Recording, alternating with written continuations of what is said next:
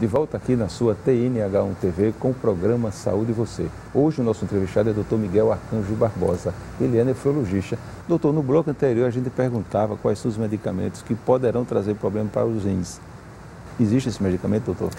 Hoje é descrito na literatura o diclofenato de sódio, que é o Voltaren. Mas isso só em grandes quantidades, né? E alguém pergunta, eu não posso tomar o diclofenato Voltaren? Claro que pode. Está mais relacionado à doença que dá uma insuficiência renal crônica a longo prazo, aqueles pacientes que têm artrose, que têm escoliose, que têm comprometimentos crônicos e que tomam durante anos também o diclofenato. Então é o único medicamento que a gente sempre pede a longo prazo que não tome. E aquela pessoa que tem a mania, doutor, de fazer automedicação?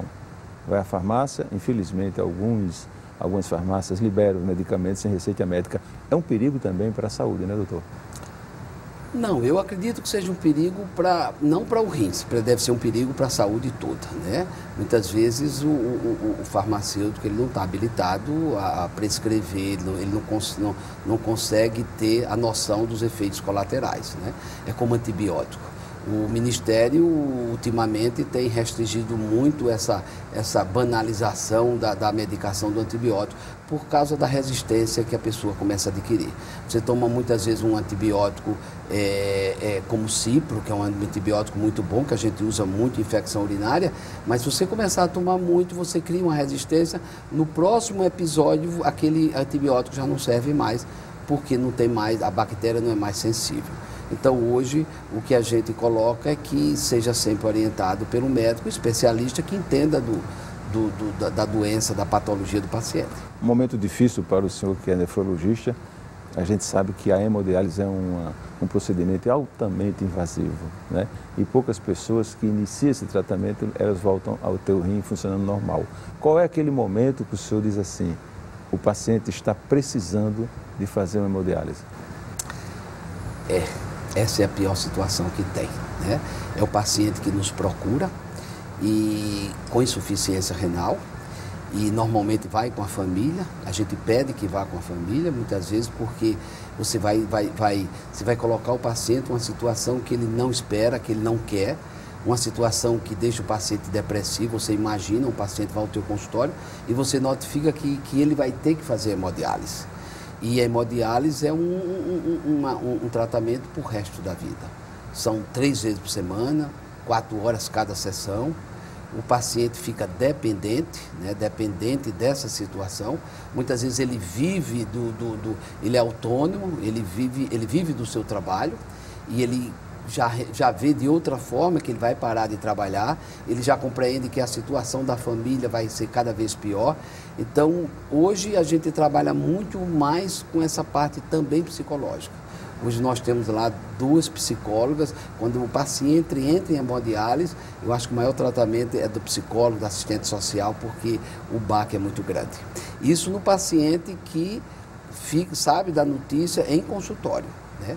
Tem 2 tipos de paciente, e tem aquele paciente que você comenta que ele tem que fazer uma fístula antes, e que essa fístula é um cirurgião vascular, ele é uma anestesia local, ele junta a artéria com a veia e deixa durante 30 dias para que ela possa dilatar, anastomosar. Então é a partir dessa dilatação que a gente começa a fazer o tratamento da hemodiálise através de 2 agulhas. Então, isso no consultório você pede para o paciente fazer. Normalmente ele não faz. Ele não aceita, ele não acredita. Isso é difícil num momento desse. Então, o paciente normalmente ele hesita em entrar em hemodiálise e ele espera que a coisa piore. Então, 2, 3 meses depois, quando ele já está numa situação difícil, onde ele começa uma fraqueza muito grande, vomitar, aquela litose urêmica, né? O estado geral muito grave, muitas vezes já vem em coma, aí a gente coloca um catéter de subclávia e um catéter de jugular. São os 2 catéteres que a gente usa para fazer hemodiálise. Isso de emergência. Então, eles fazem porque eles sabem que se não fizer vai morrer. Mas é muito difícil, envolve muito a família, né? Eu acho que sofre todo mundo. Sofre a família, sofre o paciente, porque ninguém gostaria de ter uma pessoa fazendo hemodiálise. Durante uma sessão de hemodiálise, é comum, pode acontecer o óbito, doutor? É mais raro, né? Antigamente, eu sou da época, eu tenho 37 anos fazendo nefrologia, eu sou da época que existia um estanque, né? Era um estanque muito arcaico, você fazia a solução dentro do tanque, você mexia. Isso quando eu vim de São Paulo para cá, eu trouxe essa máquina de tanque. Então os efeitos colaterais eram muito grandes. Hoje não, todas as máquinas são muito modernas, automatizadas, todas têm alarme, todas são muito dentro dos padrões de normalidade para que o paciente não tenha complicações da hemodiálise. Tanto é que eles veem televisão, eles leem, eles jogam baralho. Então, durante a hemodiálise não tem muito problema, só se o paciente está muito grave, certo? O grande problema é fora da hemodiálise.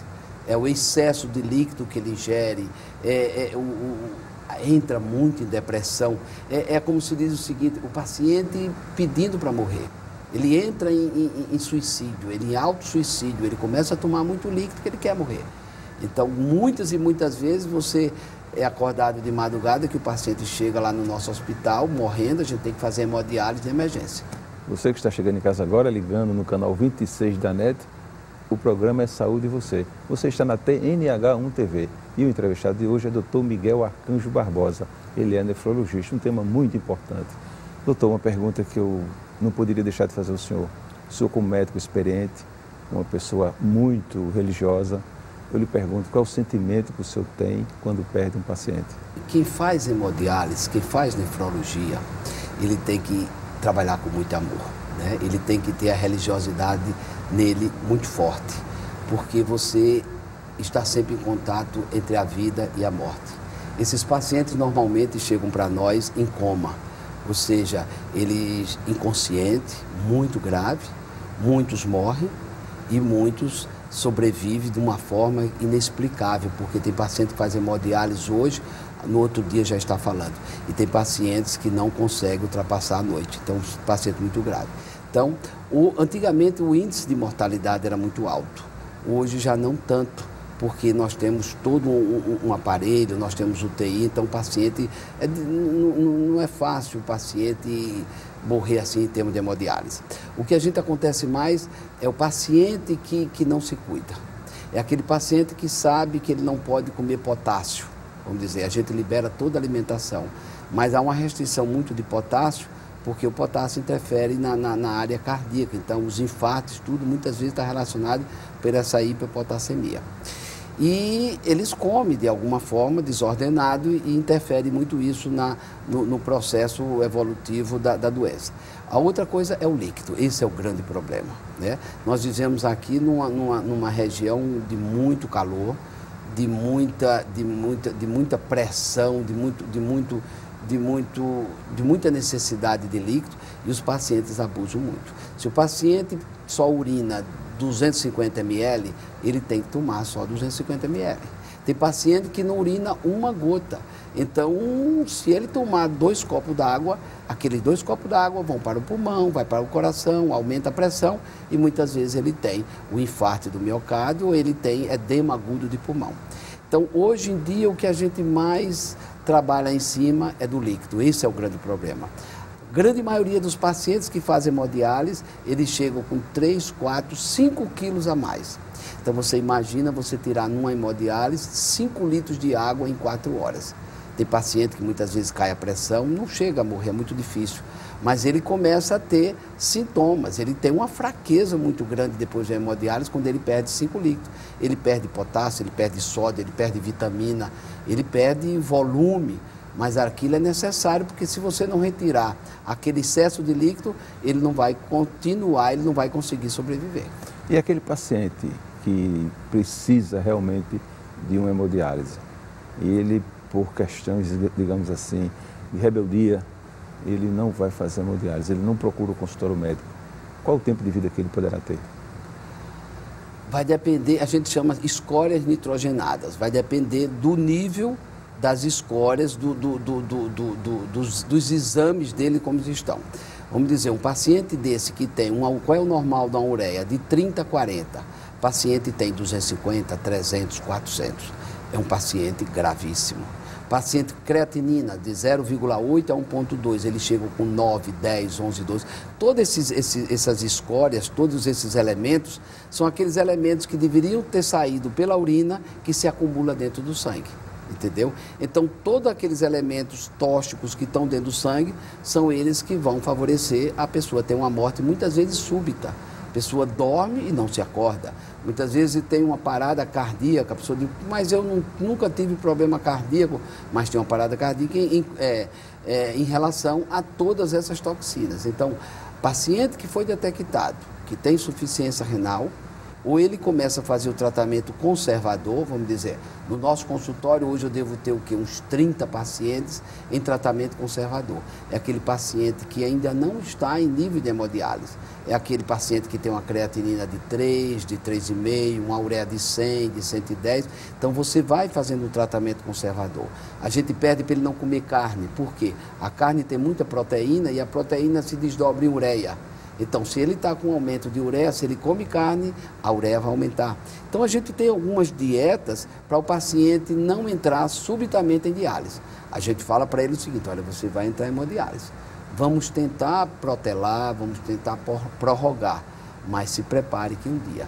Mas eu acredito que o grande problema desses pacientes é o pânico, é a depressão, é a aceitação, é difícil aceitar. Né? Hoje, nos meus 35 anos, né, de nefrologia, eu vejo ainda muito evidente, a evolução da nefrologia está indo muito, muito boa, a evolução das máquinas muito boa, mas a aceitação do paciente é muito difícil. Doutor, alguns anos atrás, o Brasil inteiro, Alagoas, o mundo inteiro presenciou um episódio horrível lá em Caruaru. Né? Muitas pessoas morreram devido a um ato de hemodiálise.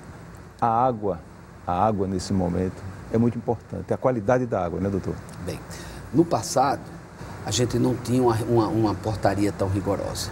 O Ministério da Saúde é muito rigoroso, a vigilância sanitária é muito rigorosa, a auditoria da Secretaria aqui de Maceió, da Secretaria Municipal também é muito rigorosa, e nós temos parâmetros. Hoje, para você montar um serviço de diálise, você além de ter uma água pura, você tem que ter todo um processo chama-se osmose reversa, tratamento de água com osmose reversa.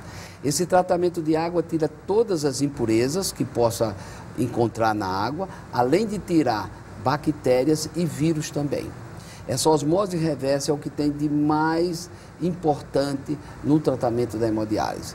E hoje aqui em Maceió, em todo o Brasil, todos os serviços têm a osmose reversa. Você não abre hoje nenhum serviço que não tenha um tratamento eficiente para tratamento de água. Então, hoje não tem mais preocupação com relação a isso. Aquele paciente, aquele assinante que está nos assistindo, ele precisa e está fazendo uma hemodiálise. Qual é o limite dele de um modo geral? Vai depender do grau, do nível de insuficiência renal. Né? Quando ele começa no grau 1, que é a proteinúria, ele já tem que ser observado, analisado, examinado pelo nefrologista. E ele vai continuar com o nefrologista por resto da vida. E o nefrologista, ele vai ter condições de regular a sua pressão, porque ele tem capacidade para isso. Ele vai ter condições de também trabalhar dentro do possível com aquele paciente diabético. Quando ele vê que o paciente diabético está muito descompensado, ele pede para ser acompanhado também pelo endocrinologista. Então, são pacientes que vão ser acompanhados. Eu tenho pacientes lá de 10 anos que eu tenho acompanhando esse paciente e ele nunca entrou em hemodiálise. Agora, são pacientes controlados, ele sabe da necessidade do controle da pressão e do diabetes e ele vai tendo os níveis de escórias dentro de um limite aceitável, sem precisar fazer hemodiálise. Doutor, doar um rim, doar um fígado, doar qualquer órgão, é um ato de amor. A gente sabe que é um ato de amor. Como é que se encontra essa situação no estado de Alagoas? Daqui a pouco o senhor vai responder para a gente. Vamos para o intervalo comercial e a gente volta daqui a pouco. É rapidinho.